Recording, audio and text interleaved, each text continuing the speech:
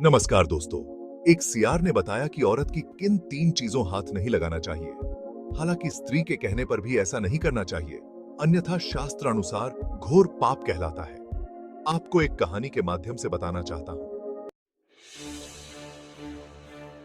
बहुत समय पहले वीरेंद्र नाम का एक साहसी और न्यायप्रिय राजकुमार था। एक दिन शिकार करते हुए वह घने जंगल के एक भाग में पहुंचा।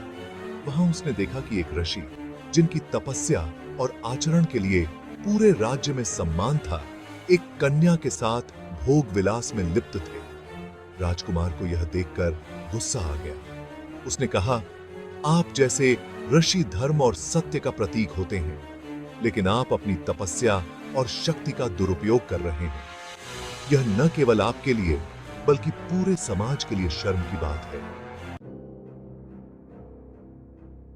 ऋषि को यह बात बहुत बुरी लगी। उनके क्रोध का ठिकाना नहीं रहा। उन्होंने अपने तपोबल का प्रयोग करते हुए राजकुमार को श्राप दिया, तूने मेरे निजी जीवन में हस्तक्षेप किया है। अब तू एक सियार बनकर जंगल में भटकेगा, जब तक कि तू अपने जीवन की सबसे प्रिय चीज की बलि न दे। और यह बात तुझ पर तभी प्रकट होगी जब कोई सच्चा और निष्कपट व्यक्ति तेरी मदद करने आएगा। श्राप के कारण वीरेंद्र सियार बन गया। राजकुमार की आत्मा तो अब भी वही थी, लेकिन शरीर और जीवन पूरी तरह बदल गए। उसने जंगल के अन्य जानवरों के साथ समय बिताना शुरू किया, लेकिन उसके भीतर एक दर्द और अकेलापन हमेशा बना रहा। कई साल बीत गए। एक दिन जंगल में अर्जुन नाम का एक गरीब लेकिन बहादुर युवक आया।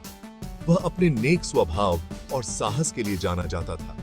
अर्जुन ने सियार को देखा और महसूस किया कि वह साधारण जानवर नहीं है। सियार की आंखों में एक गहरी पीड़ा थी। सियार ने अर्जुन से कहा, मैं सिर्फ एक सियार नहीं हूं, मैं एक श्रापग्रस्त राजकुमार हूं। क्या तुम मेरी मदद करोगे?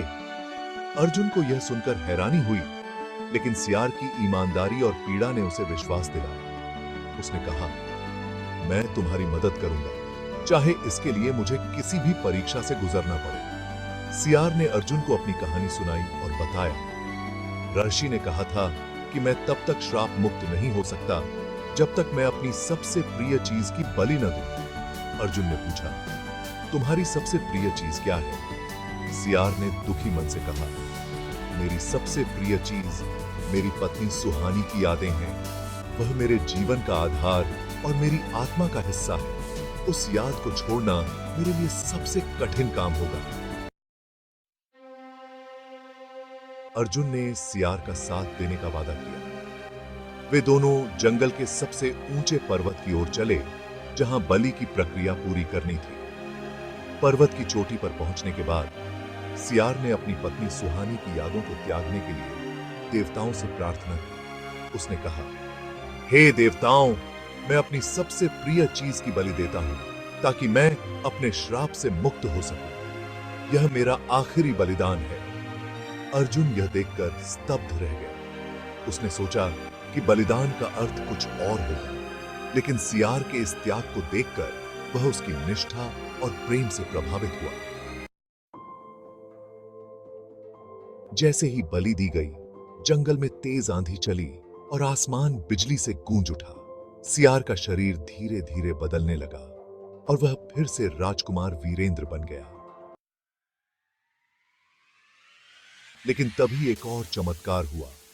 देवताओं की आवाज गूंजी, वीरेंद्र, तेरा बलिदान सच्चा था, लेकिन तेरी परीक्षा केवल यह देखने के लिए थी कि तू अपनी प्रिय चीज के लिए कितना त्याग कर सकता है।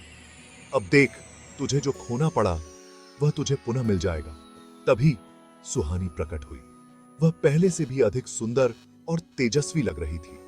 अर्जुन यह देखकर अवाक रह गया। सियार, जो अब राजकुमार बन चुका था, भावुक हो गया और सुहानी को गले लगा लिया। राजकुमार वीरेंद्र ने अर्जुन से कहा, तुम्हारी मदद और सच्चाई के बिना यह संभव नहीं था। तुम मेरे सच्चे मित्र और भाई जैसे हो।